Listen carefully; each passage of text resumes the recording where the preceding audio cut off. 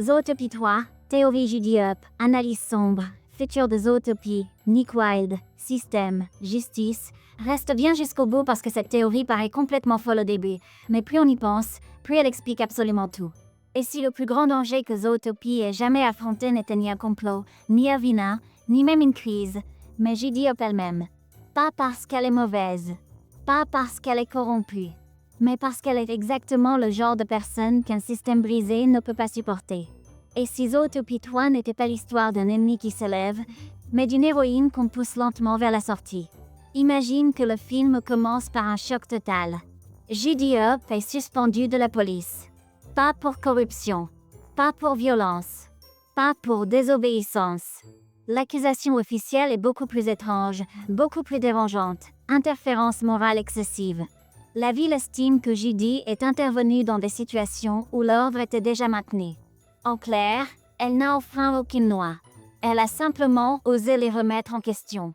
Au début, personne ne comprend vraiment. Judy elle-même pense à une erreur, à une décision temporaire. Mais en enquêtant sur sa propre suspension, elle découvre un schéma inquiétant. Chaque grande réforme de l'histoire de Zootopie a commencé avec quelqu'un comme elle. Idéaliste, infatigable, incapable de fermer les yeux. Et chaque fois, ces figures ont fini par disparaître des postes de pouvoir. Transférées, discréditées, réaffectées, oubliées. Zootopie ne fait pas taire les rebelles avec fracas. Elle les éprise en silence. Et Nick Wilde voit la vérité bien avant Judy. Il a grandi du mauvais côté du système. Il reconnaît les tactiques de survie. Zootopie ne punit pas l'espoir. Elle le recycle. Nick remarque que Judy est encensée publiquement mais limitée en privé. Des médailles, des interviews, des sourires pour les caméras. Mais plus aucun véritable pouvoir. Plus aucun accès réel.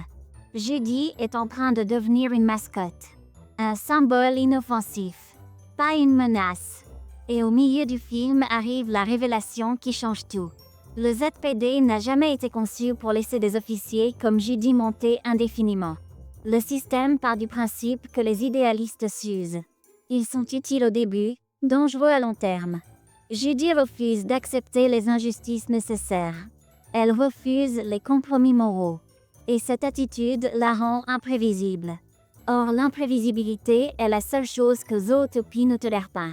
Le véritable antagoniste de Zootopie 3 n'est donc pas un personnage, mais une philosophie.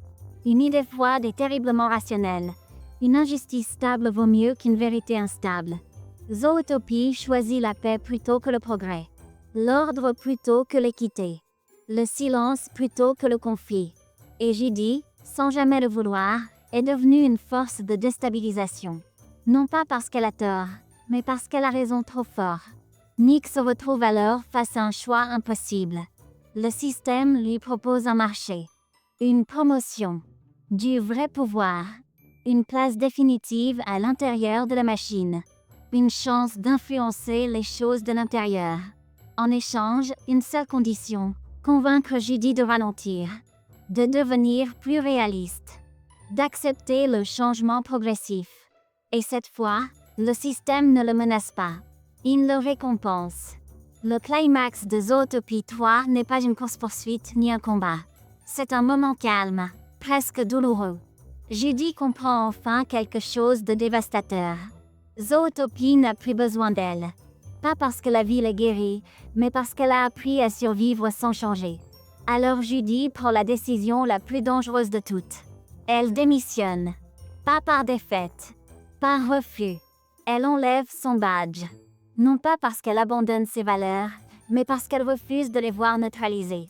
Et le dernier retournement de situation est le plus puissant. Judy ne disparaît pas.